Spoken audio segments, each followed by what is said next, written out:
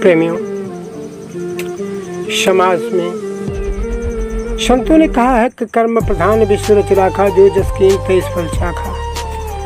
कर्म प्रधान है, लेकिन कर्म के अलग अलग परिणाम हैं। 4 प्रकार का कर्म, 4 प्रकार का कर्म जो हम जानते हैं, उसमें ऐसे जैसे हम कहीं जा रहे हैं और हमारे को भूख लग गई, तो भूख लग गई तो जाना एक प्रकार का कर्म है। और भूख लग गई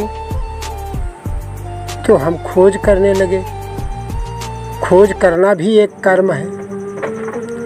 खोज करने लगे तो खोज करके फिर हम देखा कि कुछ दूरी पर एक प्लेट लगी है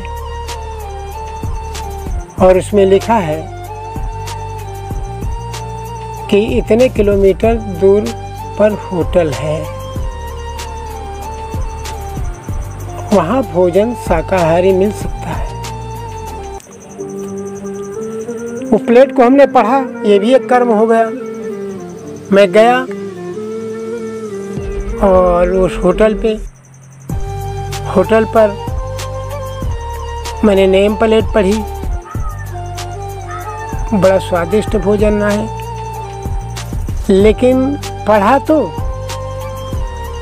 कर्म हुआ, कर्म तो हुआ, लेकिन भूख का कुछ भी कर्म नहीं हुआ। पेट नहीं भरा, न स्वाद का कर्म आया। होटल तो सुना, इतनी दूरी पर सुना, होटल तो मिला, लेकिन भोजन की लिस्ट भी मिली, लेकिन स्वाद नहीं आया, न पेट भरा। कर्म सब हुए, लेकिन कुछ कर्म का परिणाम नहीं आया। अब रहा तीसरे नंबर का कर्म। तीसरे नंबर का कर्म ये है कि हमने भोजन मांगा और भोजन जब आया तो मैंने भोजन खाया। जब भोजन खाया तो पेट भी भरा, स्वाद भी आया, बिल भी भुगतान किया, सब काम किया। 4 स्तर पर जो काम हम करते हैं, वो 4 स्तर पर काम करते हैं। जैसे कि हम कोई चीज़ खरीदने जाते हैं तो पहले पता लगाते हैं कि कौन सा सौदा किस दुकान पे मिलता है। या खेती करते हैं तो हम खेत में ये मान करके चलते हैं कि हम तो एक मानसिक कर्म होता है, एक कायिक कर्म होता है और एक वचन का कर्म होता है और एक स्वयं का कर्म होता है। तो चारों कर्म जो है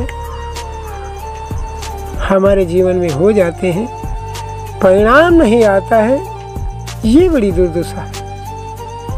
ऐसा कौन सा कर्म किया जाए जो परिणाम तुरंत आना चाहिए? ऐसा कौन सा कर्म है जिससे हमें भोजन बनाना है? भोजन बनाना है, ये वर्तमान का काम है। वर्तमान की स्थिति है कि भोजन बनाना है। भोजन बनाने में क्या लगेगा? ये भविष्य का क्या लगेगा? ये भविष्य का काम हो गया।